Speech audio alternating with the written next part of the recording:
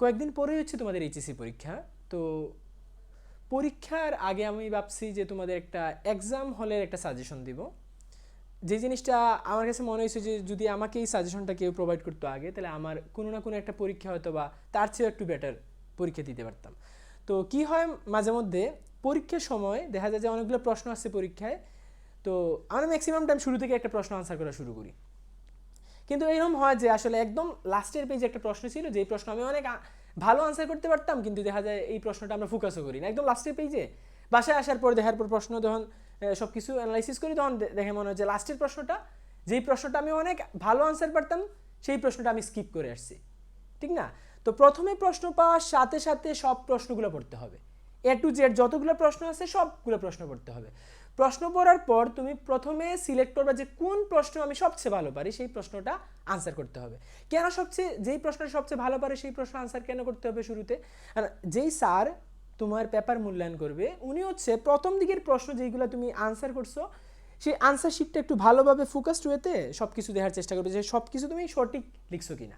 তাহলে যখন দেখবে স্যার তুমি সব কিছু সঠিক লিখছো, তারপর একটা বিশ্বাস চলে আসবে স্যারের যে এই স্টুডেন্ট হচ্ছে অনেক ভালো, যে হচ্ছে সব কিছু সুন্দর করে গুছানো আছে, গুছানোভাবে আনসার দেওয়া আছে, এবং সব ইনফরমেশন সে হচ্ছে যেগুলো পেপারে প্রোভাইড করছে সবগুলো সঠিক ইনফরমেশন।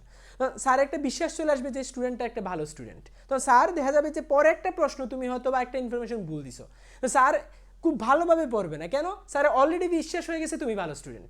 তার মানে প্রথম দিকে প্রশ্নগুলো খুব সুন্দর করে লিখতে হবে, একটা দুইটা, যাতে স্যার তোমার প্রতি একটা বিশ্বাস চলে আসে যে স্টুডেন্টটা একটু ভালো, ও ভালোই সব কিছু লিখছে।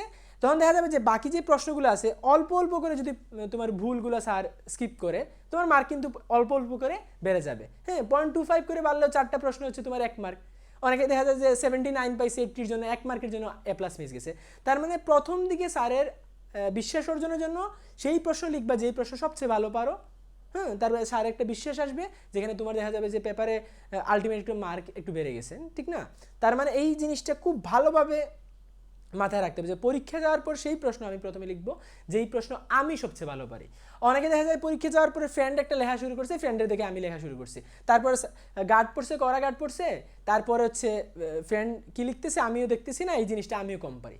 এরকম করলে দেখা যায় প্রথম প্রশ্ন তুমি মানে অগোছালো আনসার করা শুরু করছো, স্যার ভাববে যে এই স্টুডেন্টটা হচ্ছে ভালো না, যে উল্টাপাল্টা ইনফরমেশন দিছে, এই জিনিসটা সঠিকভাবে লিখছে না। কারণ প্রথমে সেই প্রশ্ন লিখবা যেই প্রশ্ন সবচেয়ে ভালো পারো, আর প্রশ্ন পাওয়ার সাথে সাথে সবগুলো প্রশ্ন একবার পড়ে নিবা, যে মানে জাস্ট একটু মানে ইয়ে করবা।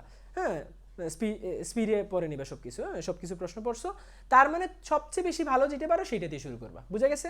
অল দ্য বেস্ট তোমাদের জন্য। আমার বিশ্বাস যে তোমরা অনেক ভালো একটা এক্সাম দিবা, আর কোনো ভয় পাওয়া যাবে না।